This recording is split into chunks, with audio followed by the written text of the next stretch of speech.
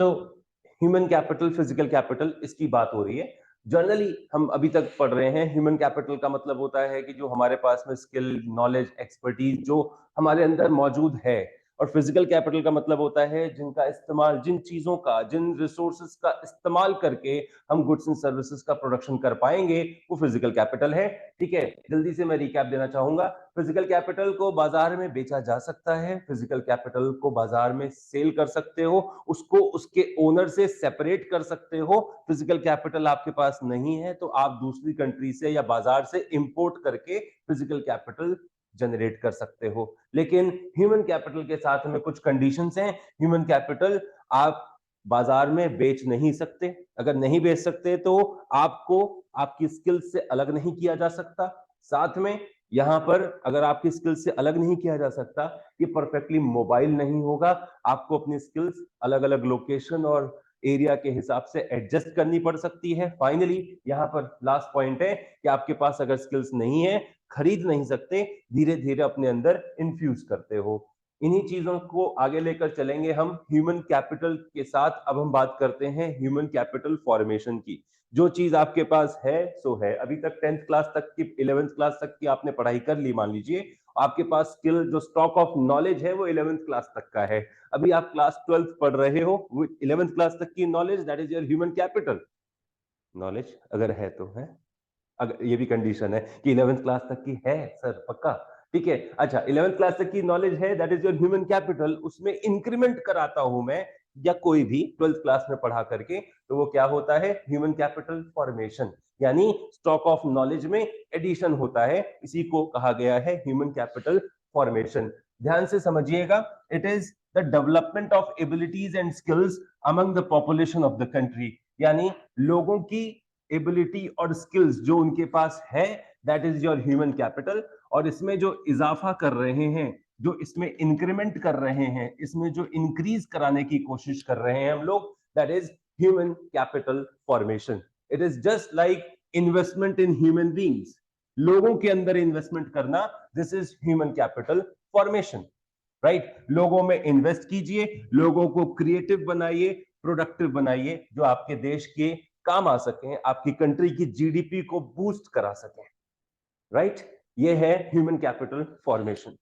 Now human capital formation सुनकर बड़ा अच्छा लगता है कि सर हाँ बढ़िया चीज है, लेकिन ये किया कैसे जाए? अगर एक नॉर्मल इंसान की बात सीखें हम, एक नॉर्मल इंसान जो अपने आप को डेवलप कराना चाहता है, तो वो अपनी डेवलपमेंट कैसे करे? और उस इंसान की development, that human development part ना, इसी को आप ह्यूमन कैपिटल फॉर्मेशन से रिलेट कर सकते हैं। देखिए यहां पर सोर्सेज मैं बताता हूं। सोर्सेज मतलब कितने रास्ते हैं, कितने तरीके हैं जिनसे आप ह्यूमन कैपिटल फॉर्मेशन प्रोवाइड करा सकते हैं। सबसे पहली चीज आपको समझनी होगी, यहां पर सबसे पहला रास्ता होता है एजुकेशन का। आपको अलग अलग जगहों पर पैसे खर्च करने होते हैं, और उन पैसों से, यानी उस एक्सपेंडिचर से आपको जो रिटर्न मिलता है, जो आपको इन्वेस्टमेंट का रिटर्न मिलता है, वो आपका क्या होता है? Human capital formation, that is human development. ठीक है, सबसे पहले हम पैसा खर्च करते हैं एजुकेशन पर, उसके बाद हम पैसा खर्च करते हैं हेल्थ पर, फिर हम पैसा खर्च करते हैं अपनी स्किल्स को टाइम टू टाइम अपग्रेड करने के लिए, कॉल्ड एज ट्रेनिंग। उसके बाद हम पैसा खर्च करते हैं किस चीज के लिए?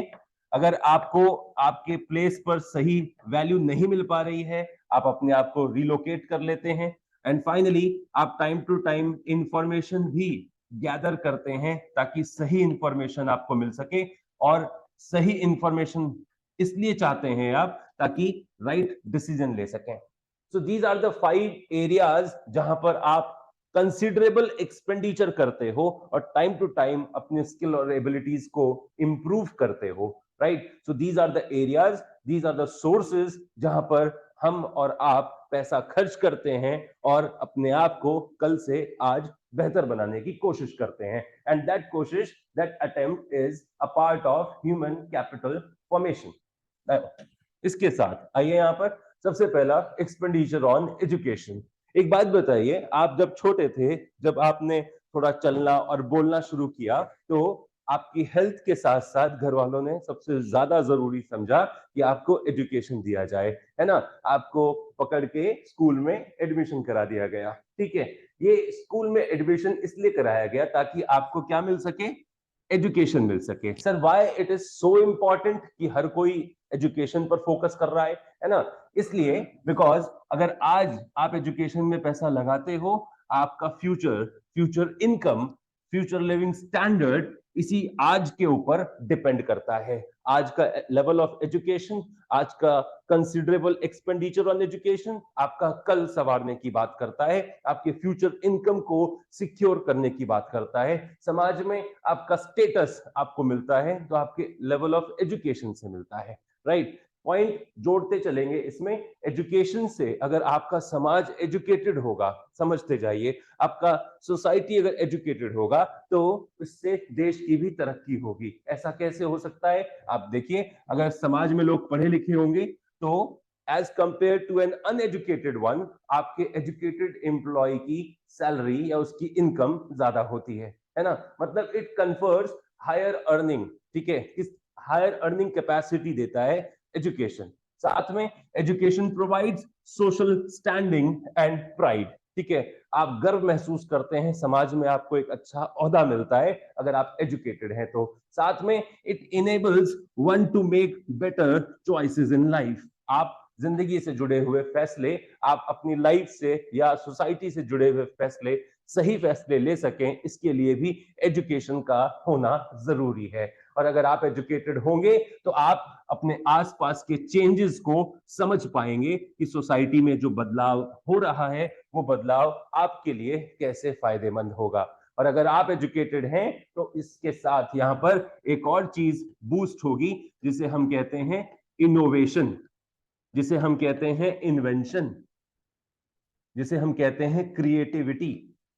ये सब चीजें आपको एजुकेशन लाकर देता है। इन्वेंशन मतलब आविष्कार करेंगे आप नई नई चीजों का। इनोवेशन मतलब जो चीज ऑलरेडी है हमारे पास, उस चीज को बेहतर तरीके से इस्तेमाल करवाने की बात इनोवेशन कही जाती है। क्रिएटिविटी, आपका माइंड क्रिएटिव होगा, आपका माइंड इनोवेटिव होगा, आपका माइंड इन्वेंटिव होगा तब जब आप एजुकेटेड होंगे। तो this is the very primary expenditure जो हम अपने सोसाइटी के हर पर्सन को देना चाहेंगे, एंड दैट इज क्या?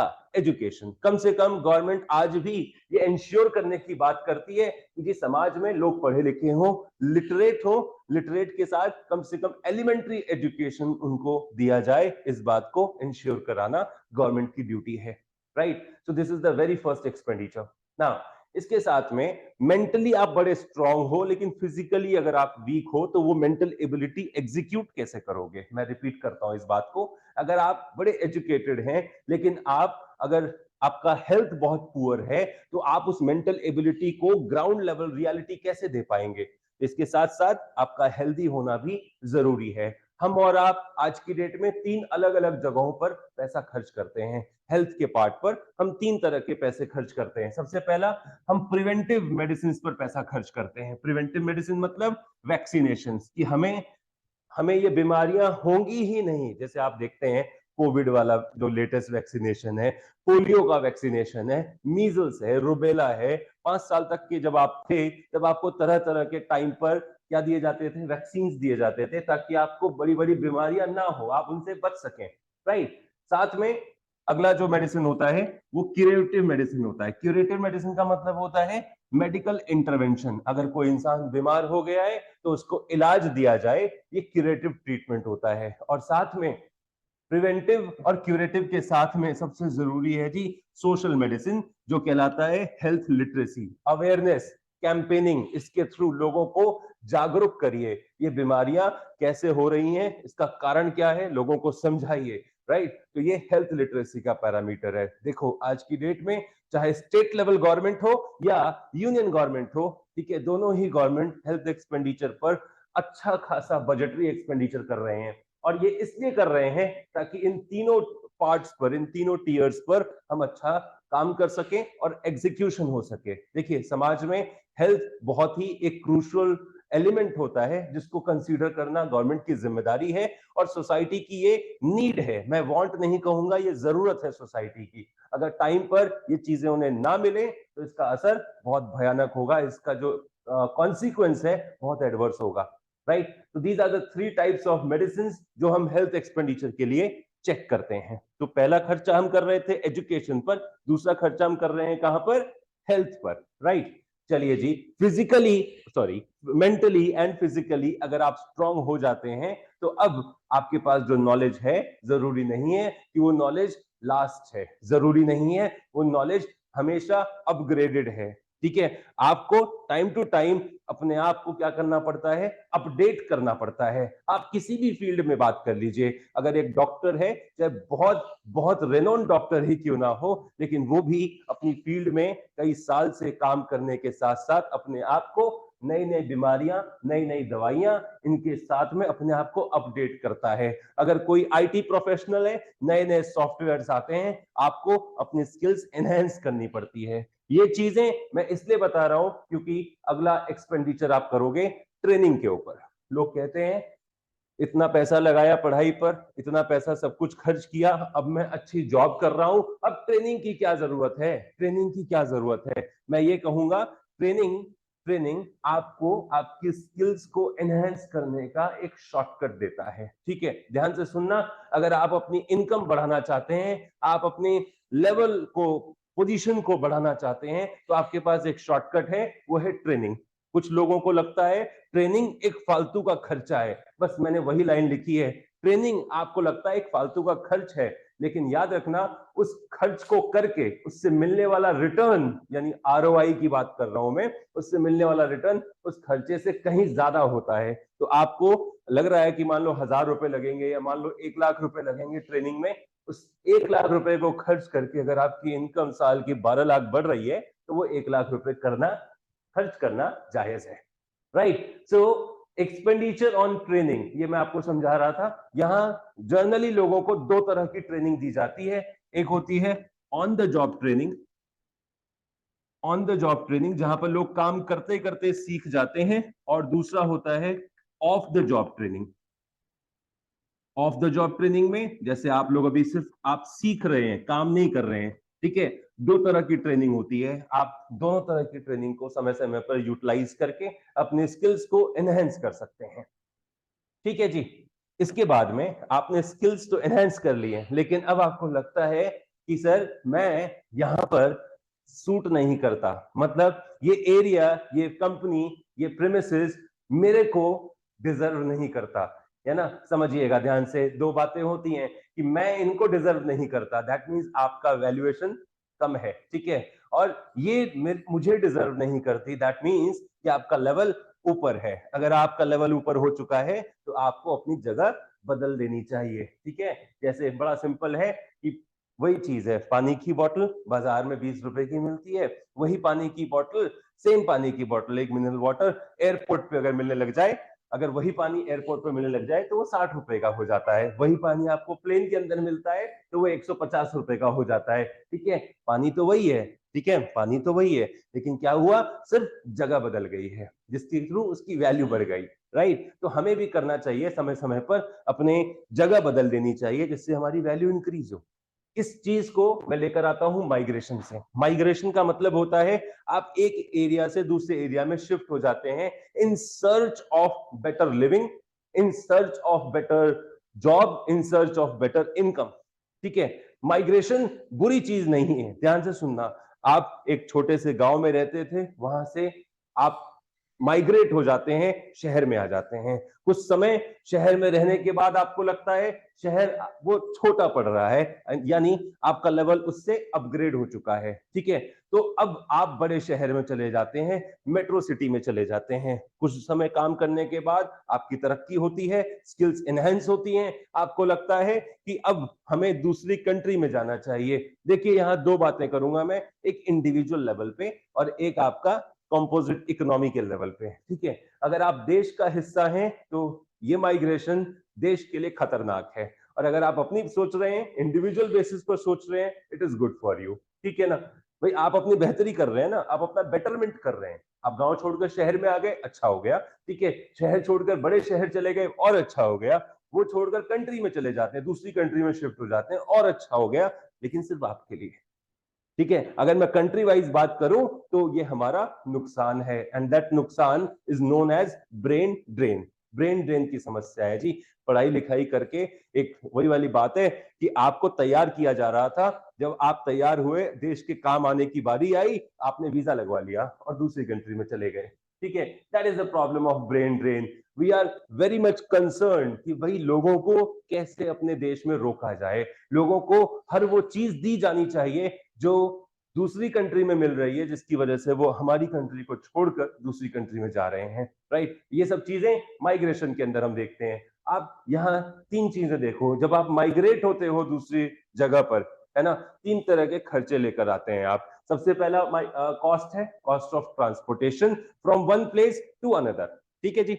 Second type of cost is cost of living, है ना, हायर कॉस्ट ऑफ लिविंग। गांव में जो खर्च है, रहन सहन का जो खर्चा है वो कम है एज कंपेयर टू टाउनशिप। ठीक है, और बड़े एक छोटे शहर से कंपेयर करें तो बड़े शहर का खर्चा, कॉस्ट ऑफ लिविंग और ज्यादा होता है, और कंट्री वाइज तो हम बात करें तो और बढ़ता है। तो ये भी एक खर्च है जो माइग्रेशन के साथ में आपको कॉम्प्लीमेंट्री मिलेगा।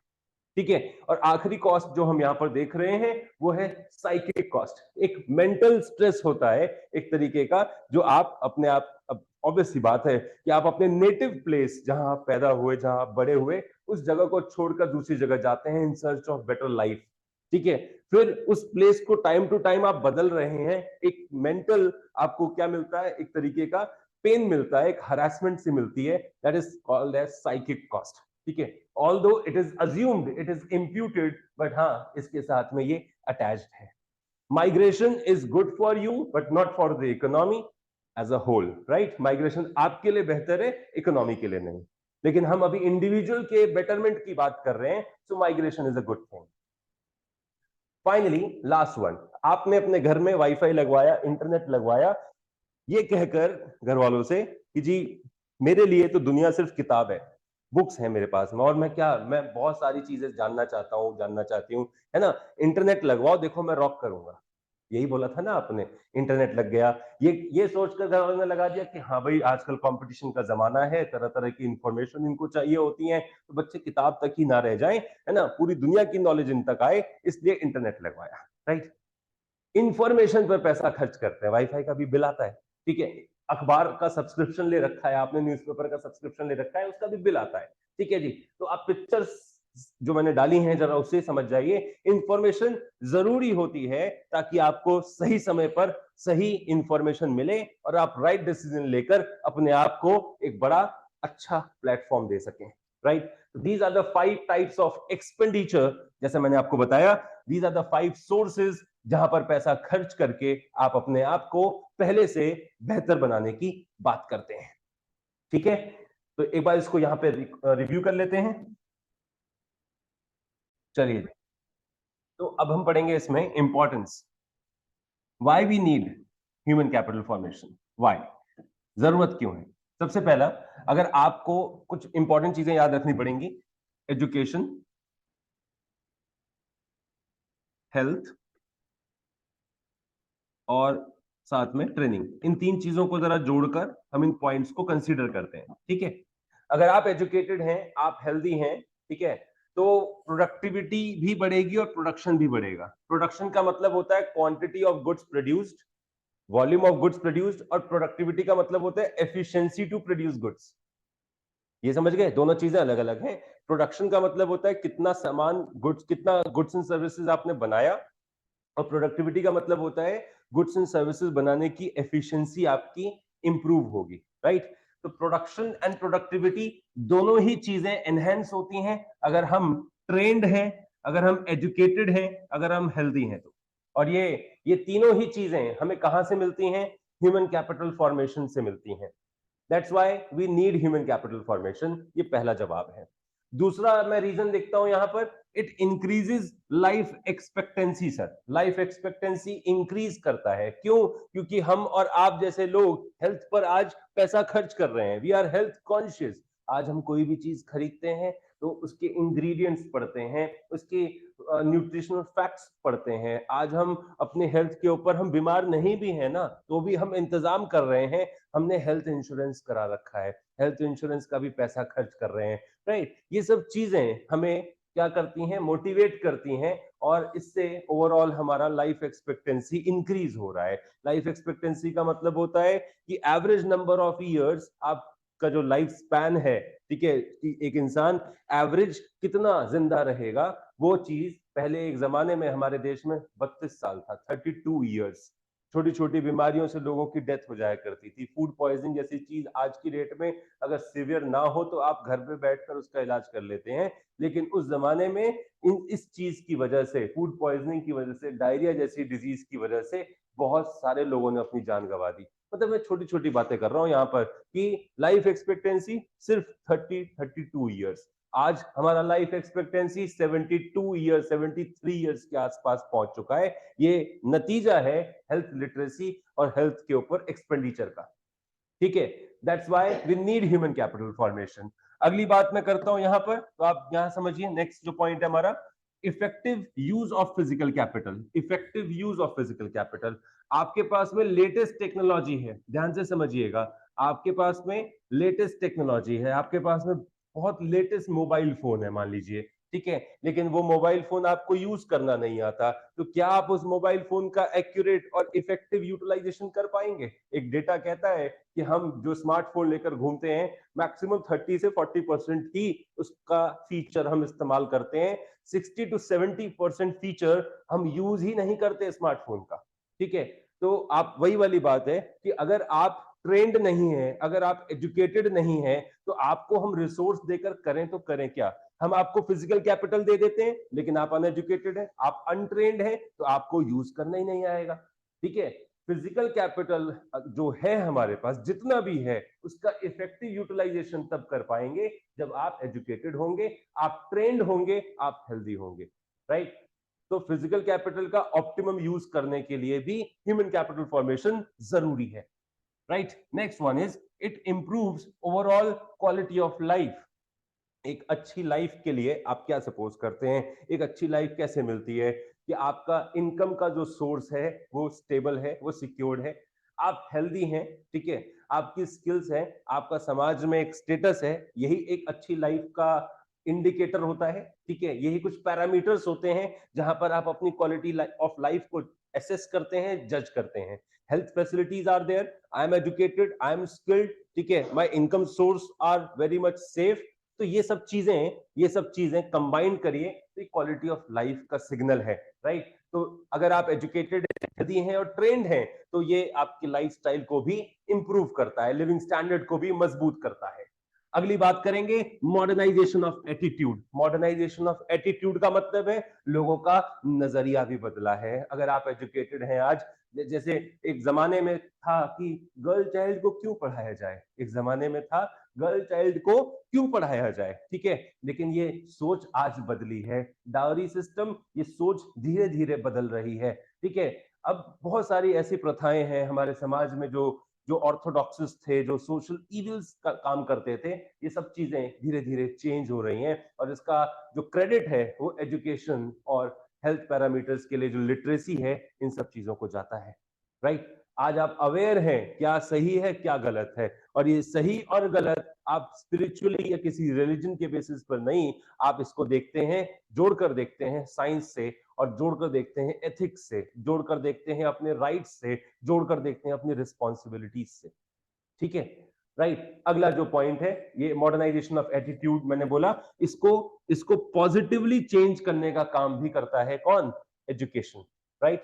एंड अगला पॉइंट है control of population growth. Again वही चीज, 1960s में गवर्नमेंट ने घर घर पे जाके कैंपेनिंग करना शुरू किया और लोगों को समझाया कि छोटा परिवार सुखी परिवार होता है ना। लोगों ने कहा अच्छा आपको हमारी परिवार से दिक्कत हो रही है, आप चले जाइए। गवर्नमेंट का ये प्लान, ये अवेयरनेस प्लान फेल हो जाता है। कारण ये था कि लोग लिटरेट नहीं थे, लोग पढ़े लिखे नहीं थे। तो गवर्नमेंट ने अपना फोकस चेंज किया और कहा कि ये बात जो है ना, अभी मत समझाओ, पहले इनको पढ़ाओ, पहले इनको लिटरेट करो, एजुकेटेड होंगे तो ये बात समझेंगे, राइट। जो मैंने अभी एजुकेशन के लिए भी कहा था, it enables one to make better क्या understanding and to make better choices in life, right. आप के आसपास क्या हो रहा है उसको समझ सकेंगे और आप अपने सही फैसले कर सकेंगे अगर आप एजुकेटेड होंगे। तो यहाँ पर पॉपुलेशन ग्रोथ को कंट्रोल करने में भी एजुकेशन का बहुत बड़ा हाथ है। और आखिरी पॉइंट में एजुकेशन से क्या बूस्ट होता है, इनोवेशन, क्या बूस्ट होता है, इन्वेंशन, क्या बढ़ता है, टेक्नोलॉजी, टेक्नोलॉजिकल एनहांसमेंट्स, राइट। ये सब चीजें हमारे देश में अगर मिलती हैं तो नतीजा जो क्रेडिट है वो ये है।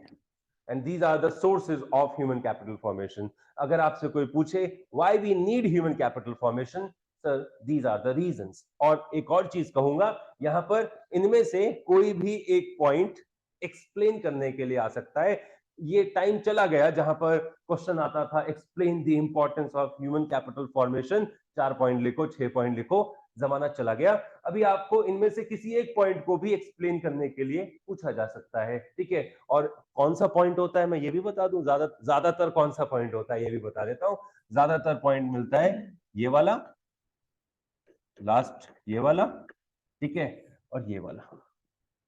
ये 3 पॉइंट्स ज्यादातर रिपीट होते हैं, ठीक है। इसका बिल्कुल मतलब नहीं है कि बाकी पॉइंट्स नहीं पढ़ने हैं, ठीक है जी। ये हमने कंप्लीट किया importance of human capital formation, right. आइए अब आगे चलते हैं प्रॉब्लम्स। जब आप ह्यूमन कैपिटल फॉर्मेशन प्रोवाइड करने निकलते हो, समस्याएं क्या आती हैं, प्रॉब्लम्स क्या आती हैं सर, प्रॉब्लम्स, ठीक है।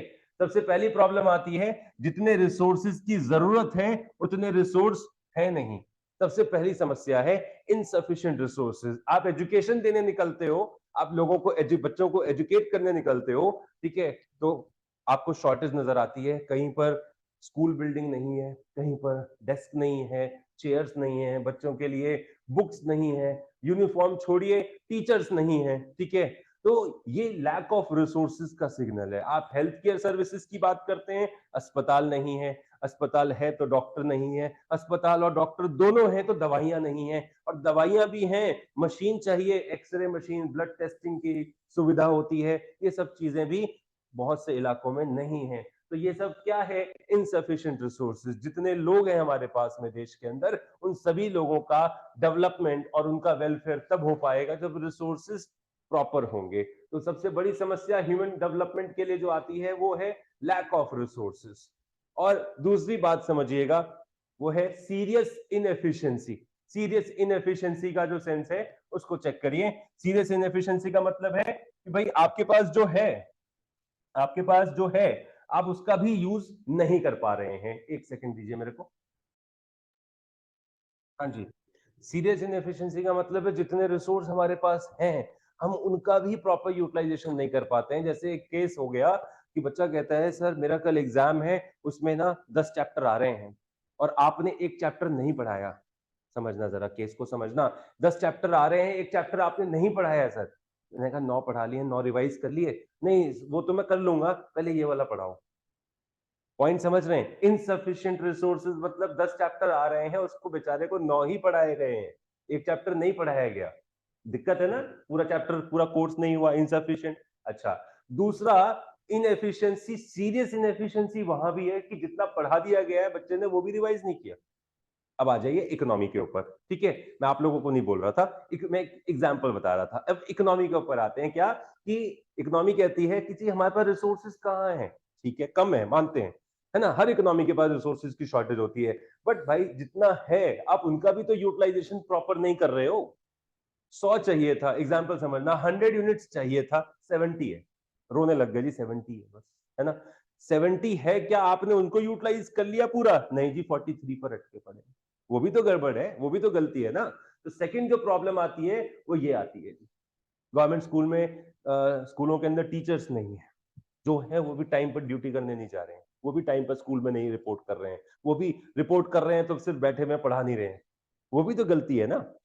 टीचर्स कम है जी, अकेला टीचर क्या पढ़ा लेगा, कितने बच्चों को पढ़ा लेगा? तुम जितने बच्चों को पढ़ा सकते हो पढ़ाओ। तो बात समझ आ रही है, काम तो करो।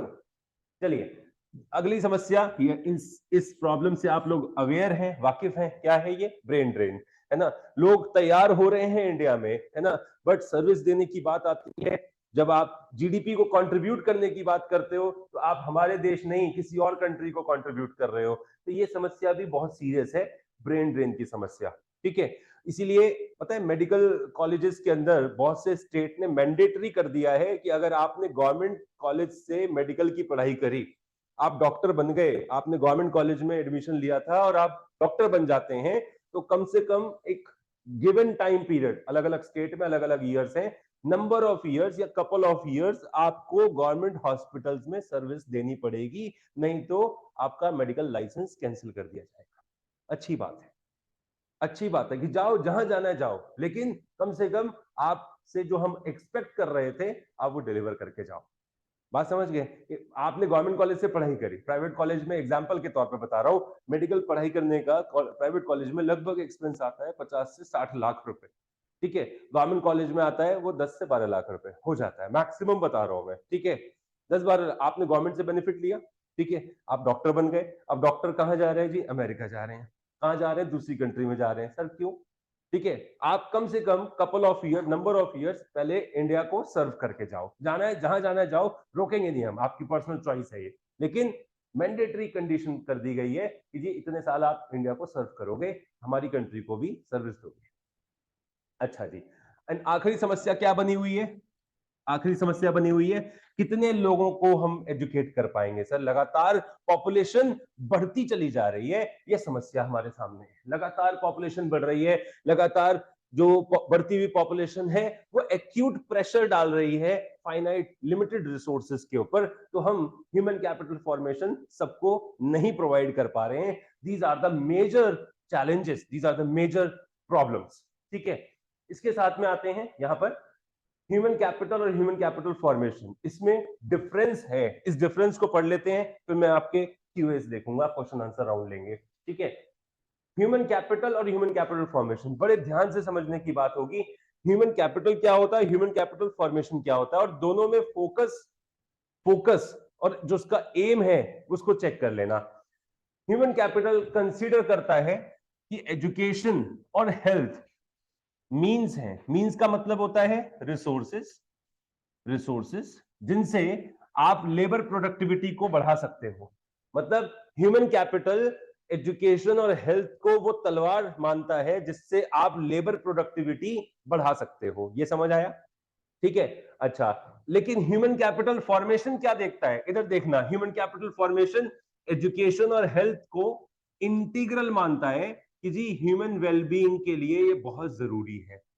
इररिस्पेक्टिव ऑफ दिस थिंग कि आप लेबर प्रोडक्टिविटी में कंट्रीब्यूट कर रहे हो या नहीं कर रहे हो, आपके लिए एजुकेशन और हेल्थ इंपार्ट करना, आपको ये सर्विसेज देना, ये आपके लिए जरूरी है। It is the most integral part of your wellbeing.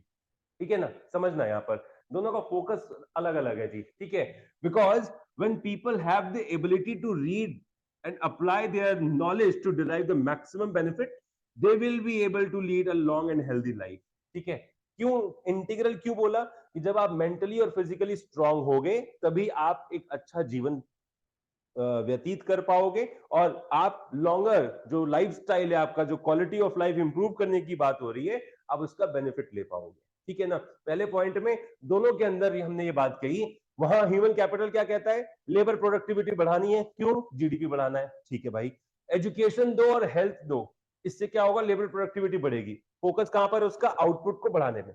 यहां ह्यूमन कैपिटल फॉर्मेशन क्या कहता है? यार एजुकेशन और हेल्थ तो देना बहुत जरूरी है, वो तो मैंडेट है सर, बेसिक है, ये नहीं दोगे तो वो कैसे गुजारा करेगा? समझ रहे हो मेरी बात को? सेकंड पॉइंट पर आओ, यहां देखो, human capital treats human beings as a means. वो ह्यूमन बीइंग्स को क्या मानता है? रिसोर्स मानता है, रिसोर्स। ठीक है, जिस रिसोर्स को यूज करके वो अपने एंड, एंड मतलब ऑब्जेक्टिव, ऑब्जेक्टिव क्या है जी? Economic growth. इकोनॉमिक ग्रोथ को हम अचीव कर सकते हैं। इकोनॉमिक ग्रोथ मत कैसे? जीडीपी वीडीपी बढ़ा करके हम अपने ग्रोथ, अपने ऑब्जेक्टिव को अटेन कर सकते हैं। मतलब ह्यूमन कैपिटल का कहना है एक इंसान हमारे लिए रिसोर्स है। क्यों रिसोर्स है? हमने उसको तैयार किया है, हमने उस पर एजुकेशन और हेल्थ का पैसा खर्च किया है, वो रिसोर्स तैयार हो गया है। अब वो रिसोर्स, सुनना सुनना जरा, अब वो रिसोर्स अगर जीडीपी में काम करेगा, जीडीपी में कंट्रीब्यूट करेगा, तो हमारा खर्च किया गया पैसा क्या है? जायज है। क्या है? फ्रूटफुल है। हमारा इन्वेस्टमेंट रिटर्न दे रहा है। अगर वो नहीं कर रहा जीडीपी में कंट्रीब्यूट, हमारा इन्वेस्टमेंट फेल हो गया। वो क्या मान रहा है ह्यूमन बीइंग को? एक रोबोट, एक रिसोर्स जिसको लगा दीजिए, जीडीपी बढ़ा लीजिए, काम हो गया। लेकिन ह्यूमन कैपिटल फॉर्मेशन क्या कहता है, सुनना जरा, ह्यूमन कैपिटल फॉर्मेशन क्या कहता है जी, ह्यूमन बीइंग तो हमारे लिए खुद ही एक ऑब्जेक्टिव है। जरा नेचर में फर्क है दोनों के, है ना, फोकस जरा चेक करना। वो कहता है ह्यूमन बीइंग हमारे लिए रिसोर्स है, ये कहता है नहीं जी, ह्यूमन बीइंग ही हमारे लिए ऑब्जेक्टिव है। समझ में आया?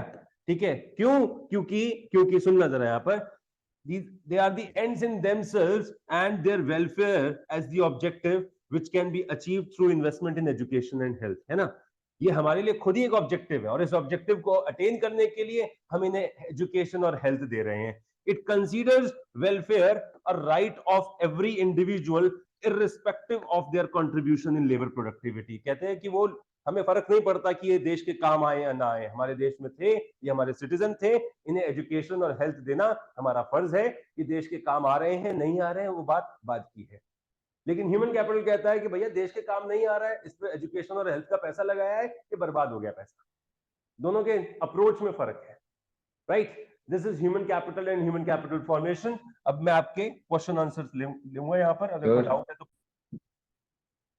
अब हम इसमें कर रहे हैं कि need for government intervention in human capital formation. की ह्यूमन कैपिटल फॉर्मेशन 1991 के बाद में जब प्राइवेट सेक्टर बहुत ज्यादा एक्टिव हो गया, तो गवर्नमेंट ने बहुत से एरियाज में देखा होगा अपने रोल को कॉन्ट्रैक्ट किया, गवर्नमेंट ने अपने पैर पीछे कर लिए कि भाई ठीक है प्राइवेट सेक्टर कर रहा है।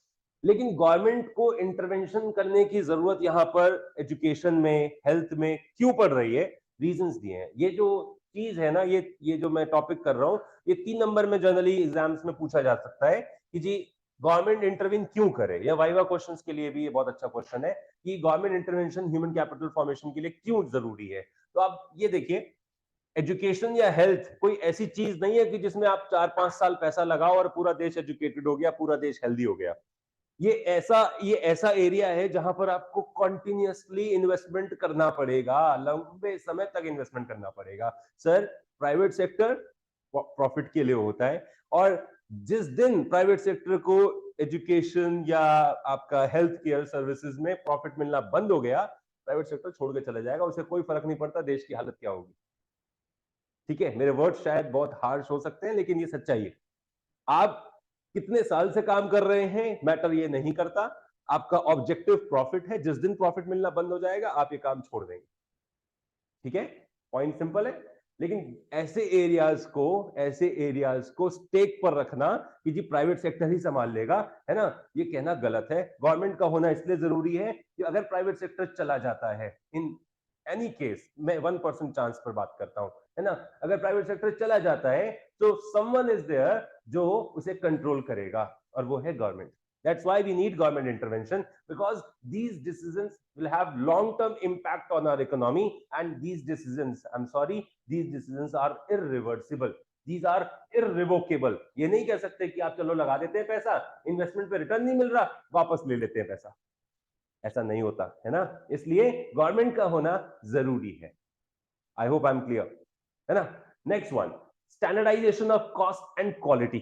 गवर्नमेंट रहेगी, गवर्नमेंट के होने से स्टैंडर्डाइजेशन बना रहता है, यानी उसका पैमाना बना रहता है, नॉर्म्स बने रहते हैं, कायदा कानून बना रहता है, कॉस्ट कितनी चार्ज होनी चाहिए, है ना, मिनिमम एक उसकी रीजनेबल कॉस्ट क्या है, और किस तरह की क्वालिटी है सर्विसेज की, एक गवर्नमेंट स्टैंडर्डाइजेशन प्रोवाइड करता है। गवर्नमेंट के होने से रेगुलेशन होता है, इसीलिए गवर्नमेंट का होना जरूरी है। एक एग्जांपल देता हूं, अगर प्राइवेट हॉस्पिटल में, जैसे अभी आपने देखा होगा, प्राइवेट हॉस्पिटल में Covid vaccine free of cost लग रही थी, लेकिन लाइन बहुत ज्यादा थी। ठीक है, लाइन बहुत ज्यादा थी, और वही वैक्सीन प्राइवेट हॉस्पिटल के अंदर 750 रुपए यानी 750 रुपीज में एक डोज लग रहा था। ठीक है सर, गवर्नमेंट वहां पर है बताने के लिए कि ये vaccine free of cost available है गवर्नमेंट हॉस्पिटल्स के अंदर, पेशेंट्स नहीं है आपके पास में, आप नहीं जाना चाहते, आपके लिए चॉइस है, आप प्राइवेट हॉस्पिटल में जा सकते हो। सुनना जरा ध्यान से सुनना, मान लीजिए अगर आपके पास में ये स्टैंडर्डाइजेशन नहीं होता, मान लो गवर्नमेंट नहीं होता और सिर्फ प्राइवेट सेक्टर ही वैक्सीन लगा रहा होता, तो आप बिलीव करेंगे कि ये 750 रुपए ही होता? नहीं। ठीक है, वहां आपको एक कंपैरिजन दे रहा है, कौन? गवर्नमेंट कंपैरिजन दे रहा है कि सर ये फ्री है गवर्नमेंट हॉस्पिटल में, आपके पास टाइम नहीं है, आपके पास लाइन लगने का पेशेंस नहीं है, आप 750 रुपए देके लगवा लो, है ना। लेकिन अगर ये गवर्नमेंट वाला केस नहीं होता ना, ठीक है, तो प्राइवेट हॉस्पिटल 2000 रुपए, 3000 रुपए, 5000 रुपए भी चार्ज कर रहा होता, आपको पता ही नहीं है कि इसकी वैल्यू क्या है। अभी तो आप कंपेयर कर सकते हो ना कि यार टाइम की बड़ी कीमत है और मेरे को यहाँ जाना है, वहां जाना है, चलो मैं लाइन में नहीं लगता, मैं 750 रुपए में वैक्सीन लगा लेता हूँ प्राइवेट हॉस्पिटल में। ये आपका प्रेफरेंस है। इसी तरीके से गवर्नमेंट स्कूल के अंदर अगर 6 साल से 14 साल तक का बच्चा है, गवर्नमेंट एडेड स्कूल में आप पढ़ाना चाहते हैं, सरकारी स्कूल में पढ़ना चाहते हैं, ठीक है, 6 से 14 साल तक के बच्चे की फीस नहीं लगती, ठीक है, गवर्नमेंट उसको फंड करती है, गवर्नमेंट की फंडिंग आती है उन स्कूल्स में, ठीक है, बच्चों की टीचर, मिड डे मील, उनकी किताबें, ठीक है, उनकी यूनिफॉर्म, सारा खर्चा सरकार उठाती है, ठीक है। आप प्रेफर नहीं करना चाहते, आप प्राइवेट स्कूल में पढ़ना चाहते हैं, ठीक है, that's your choice, but government is there just to justify the thing कि भाई these are the quality of services and these are the cost जो गवर्नमेंट के पास है। It is your preference now कि आप प्राइवेट सेक्टर चूज कर रहे हो। क्लियर? तो सेकेंड रीजन हमने दिया कि क्वालिटी और कॉस्ट को स्टैंडर्डाइज करने के लिए भी गवर्नमेंट का होना जरूरी है। एंड आखिरी पॉइंट जस्टिफाइड है सर, वो है सोशल वेलफेयर, ठीक है।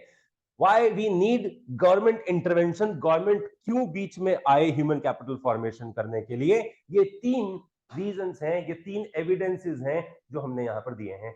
डिसीजंस लॉन्ग टर्म इंपैक्ट वाले होते हैं, रिवोक नहीं किए जा सकते, वापस नहीं लिए जा सकते, दैट्स व्हाई गवर्नमेंट का होना जरूरी है। गवर्नमेंट स्टैंडर्डाइजेशन मेंटेन करती है, गवर्नमेंट वेलफेयर करती है, that's why government should be there.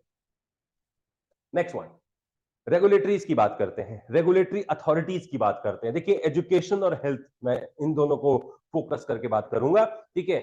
Education को कंट्रोल करने वाले कुछ अथॉरिटीज हैं और हेल्थ सेक्टर को कंट्रोल करने के लिए एक रेगुलेटर है।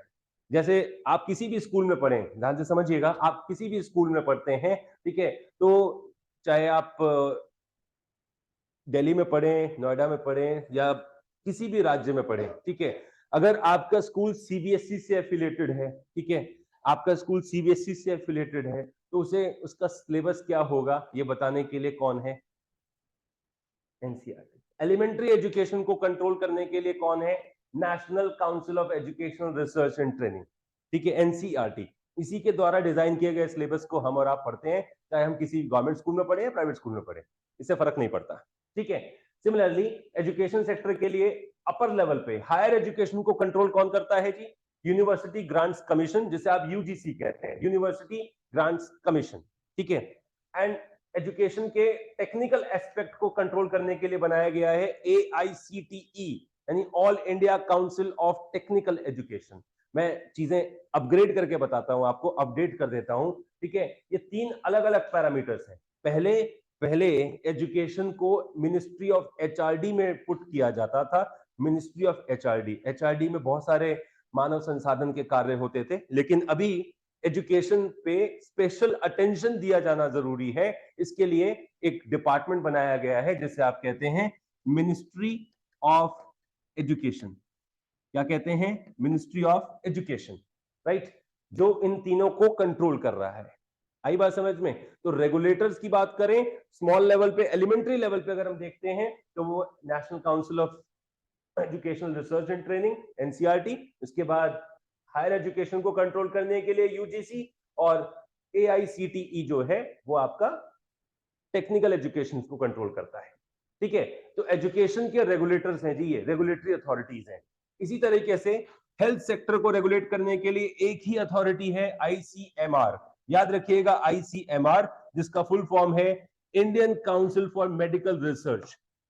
फॉर है ये, ऑफ नहीं है, ध्यान रखना, एब्रीवेशन में गड़बड़ कर देते हैं आप लोग, ठीक है। Indian council for medical research and यहां पर दिस इज द रेगुलेटरी, जो चाहे प्राइवेट हॉस्पिटल हो या गवर्नमेंट हॉस्पिटल हो, काम कैसे होगा, सर्विसेज कैसे दी जाएंगी, उनको कंट्रोल करना, उनके लिए नॉर्म सेट करना, कोड ऑफ कंडक्ट डिजाइन करना, ये सारा काम ये करते हैं, ठीक है। तो रेगुलेटरी अथॉरिटीज का पार्ट हमने कवर अप किया ना।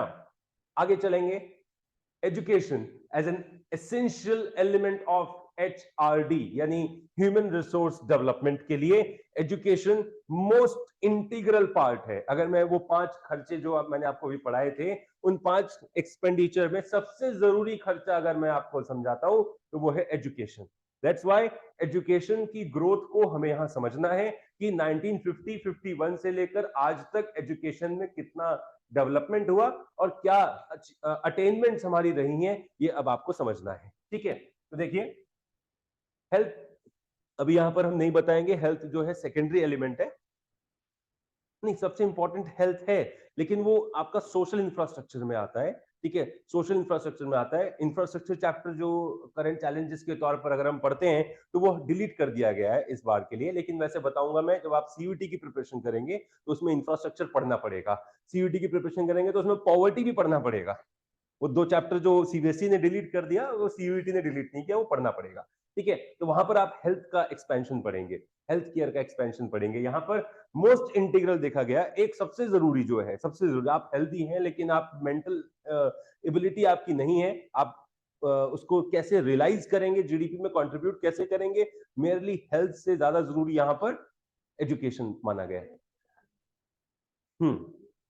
नहीं, देर आर मेनी केसेस, मैं चलिए एक्सेप्शंस की बात करूंगा यहाँ पर। There are many cases those who are not physically well, ठीक है, बट देयर मेंटल कैपेबिलिटी, ठीक है, contributes to the GDP growth, right. There are many examples, ठीक है ना। तो मोस्ट इंटीग्रल अगर हम मानते हैं तो वो एजुकेशन है, लेकिन इसका मतलब ये नहीं है कि बाकी एक्सपेंडिचर इग्नोर कर दिए जाने चाहिए, राइट। तो growth of education sector in India since 1950, check करिएगा।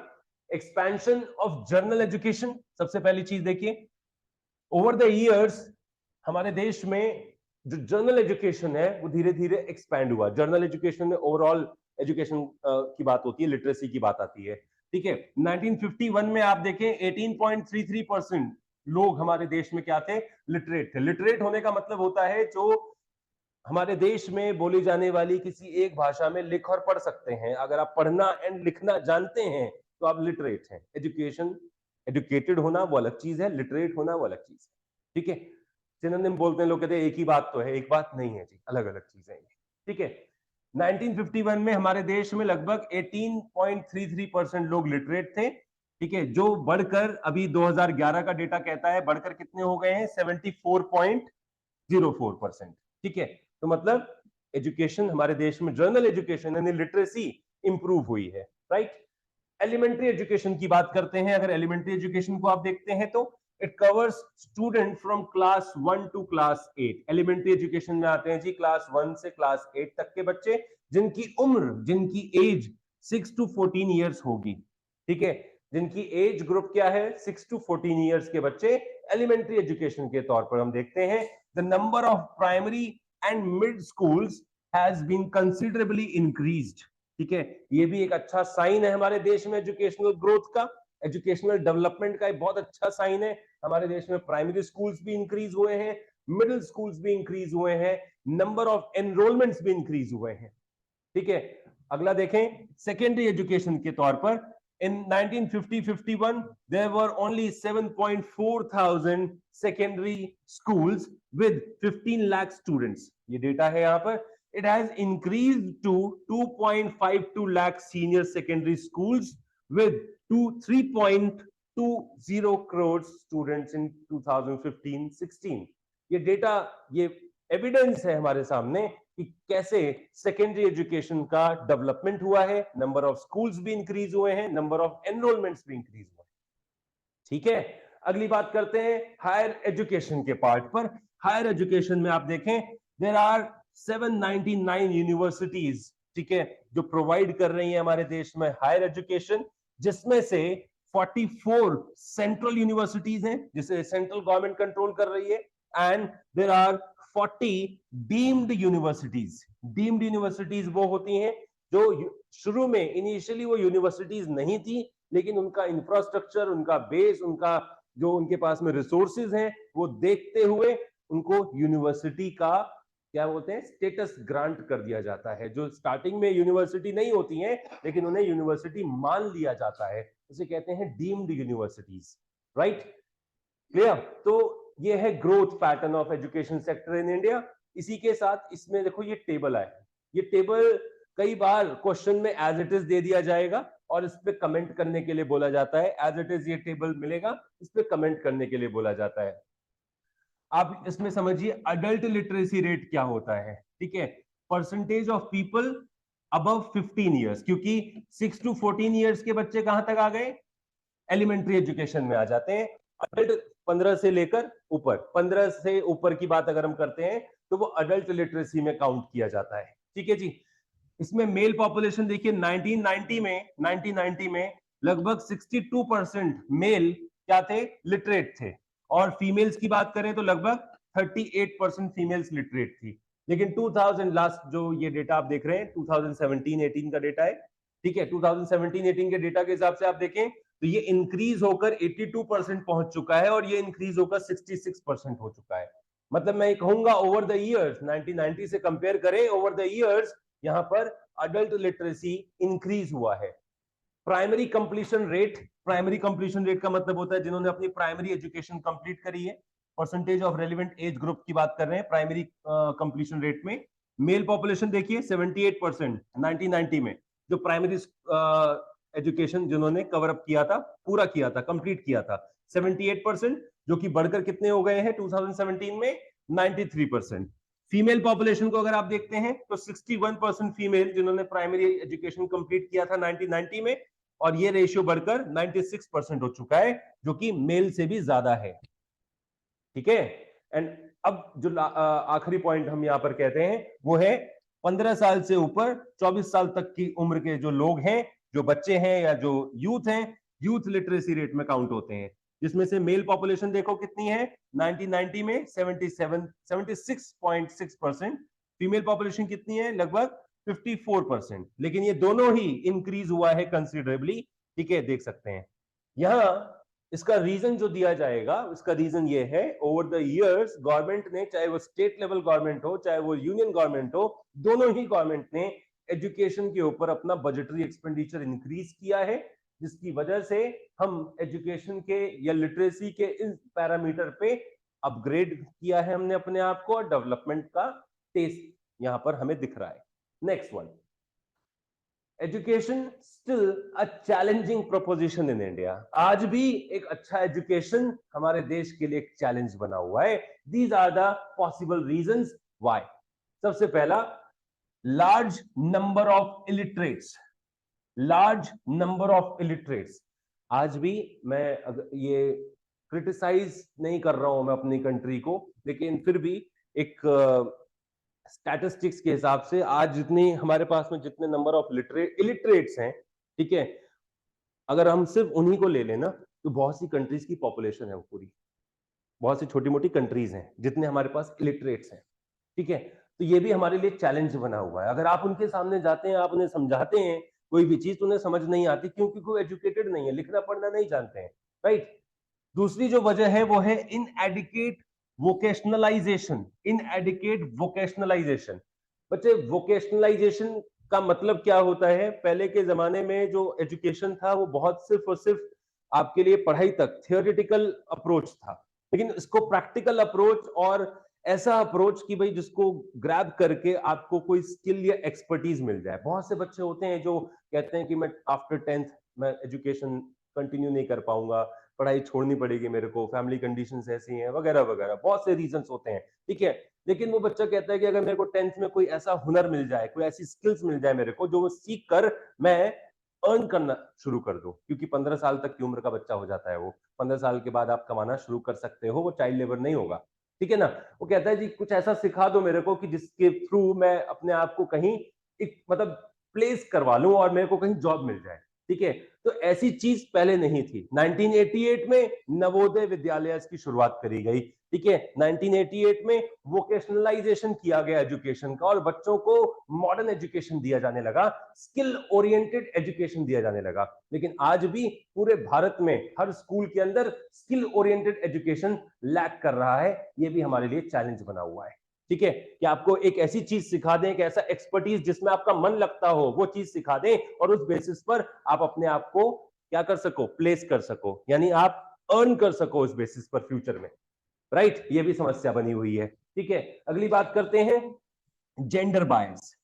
जेंडर बायस, जेंडर बायस में अब एक तरफ तो मैं कह रहा था मॉडर्नाइजेशन ऑफ एटीट्यूड, है ना, कि पढ़ाई लिखाई एजुकेशन की वजह से लोगों की सोच बदली है। जैसा मैंने कहा था ना कि गर्ल चाइल्ड को क्यों पढ़ाया जाए, पढ़ाई की बात कर रहे हैं तो हम इसी का एग्जांपल लेंगे। गर्ल चाइल्ड को क्यों पढ़ाया जाए, शादी के बाद तो ये दूसरे घर में चले जाएंगे और वगैरह वगैरह की सोच जो रहती थी, ठीक है।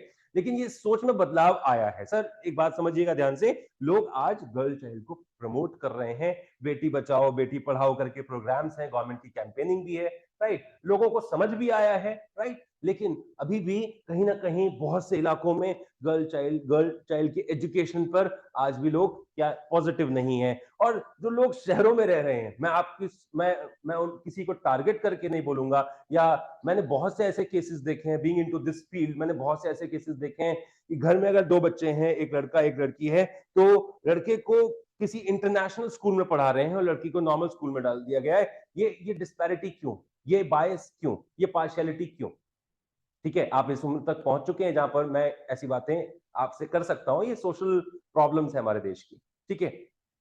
गर्ल चाइल्ड को पढ़ाना है, पढ़ाने से मतलब है ना, पढ़ाना है, लेकिन ये डिस्पैरिटी क्यों कि आपने अपने घर के मेल चाइल्ड को तो आपने बहुत अच्छे स्कूल में डाल दिया है, ये इंटरनेशनल एजुकेशन लेगा ये, और गर्ल चाइल्ड को आपने नॉर्मल स्कूल में डाला है, ऐसा क्यों? ये डिस्पैरिटी, ये डिस्पैरिटी क्यों?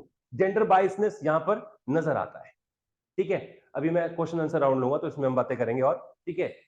लो लेवल, लो रूरल एक्सेस लेवल, अभी मैं स्कूलों की बात करता हूं, स्कूलों की बात करता हूं। टीचर स्टूडेंट रेशियो आप देखते हैं, टीचर स्टूडेंट रेशियो, प्रॉब्लम है, टीचर्स की कमी है, ठीक है, प्रॉब्लम है, टीचर्स की कमी है। बहुत से ऐसे भी इलाके हैं, बहुत से ऐसे विलेजेस हैं जहां हर गांव में स्कूल नहीं है, प्राइमरी स्कूल हर गांव तक नहीं पहुंच पाया है।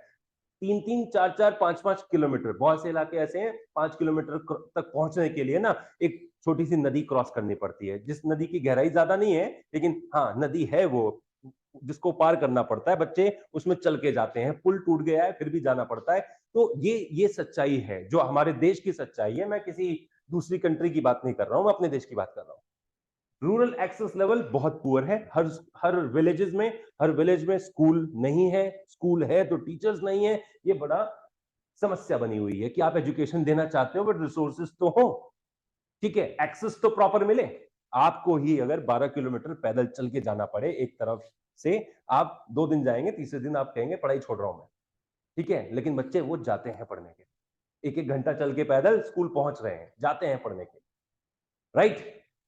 Next one is privatisation. ये जो प्रॉफिट ओरिएंटेड इंडस्ट्री को आपने एजुकेशन में इंट्रोड्यूस किया है, ये भी एक कारण है कि जो एक तरीके से वेब बन चुका है, एक ऐसा वेब बन चुका है प्राइवेट सेक्टर एजुकेशन फील्ड में, जो सिर्फ और सिर्फ टारगेट कर रहा है उन्हीं पॉपुलेशन को जो उसको प्रॉफिट प्रोवाइड कर सकती हैं। अगर आप जिस तरह के स्कूल्स, जिस तरह के प्राइवेट स्कूल्स आप अर्बन एरियाज में देखते हैं, उस तरह के प्राइवेट स्कूल रूरल एरियाज में लैक कर रहे हैं।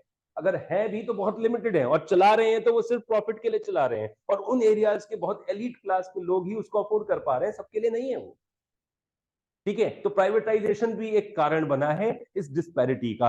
एजुकेशन कभी भी समाज का बंटवारा नहीं करता, लेकिन प्राइवेटाइजेशन एजुकेशन में इंट्रोड्यूस करके आप समाज के 2 टुकड़े कर रहे हो, एक हैव्स और एक हैव नॉट्स वाले, ठीक है। एजुकेशन का कभी भी एम नहीं रहा था कि समाज या सोसाइटी के 2 टुकड़े हो जाएं, एक जो पढ़े लिखे हैं और एक जो उनसे वंचित है, यानी जो नहीं पढ़ पाए, right. Low government expenditure on education, ठीक है, ध्यान से सुनना।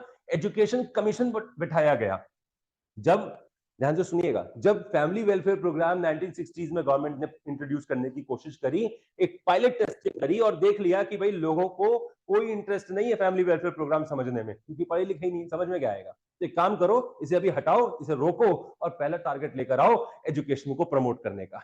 एक कमीशन बैठाया गया, एजुकेशन कमीशन। एजुकेशन कमीशन 1964 से 1966 उसने बड़ी रिसर्च करी, बड़ा काम किया, और उसकी रिकमेंडेशन थी क्या कि जीडीपी का कम से कम 6% जब तक सरकार एजुकेशन पर खर्च नहीं करेगी ना, तब तक एजुकेशन डेवलप नहीं होगा हमारे देश का।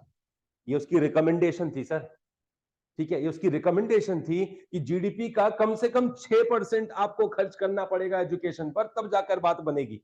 ये कमीशन कब बना था? 1964-66। रिकमेंडेशन 1966 में दे दी गई थी, कम से कम 6% खर्च करना पड़ेगा। आज आज आज की बात कर रहा हूं मैं, आज का खर्चा आपका इतना चल रहा था, गवर्नमेंट ने याद आया, गवर्नमेंट ने कहा अब हम 6% करेंगे। लास्ट ईयर बजट की बात कर रहा हूं, गवर्नमेंट ने एजुकेशन बजट पे ये 4.7% का जो बजटरी एक्सपेंडिचर था, ये बढ़ाया, 6% का वादा किया। खर्च अभी भी पता कितना हो रहा है? अप्रोक्सीमेटली 5% खर्च हो रहा है, अभी भी 6% खर्च नहीं हो रहा है। तो low government expenditure on education, आप एजुकेशन को प्रमोट कैसे कर पाएंगे? तो these are the challenges in front of our economy कि हम एजुकेशन सेक्टर में क्यों ग्रो नहीं कर पा रहे हैं। ठीक है जी, राइट। एक बार ये चैप्टर देख लीजिए, यहां पर कंप्लीट हो गया है। अब अगर कोई डाउट है, कोई क्वेरी है, मोस्ट वेलकम।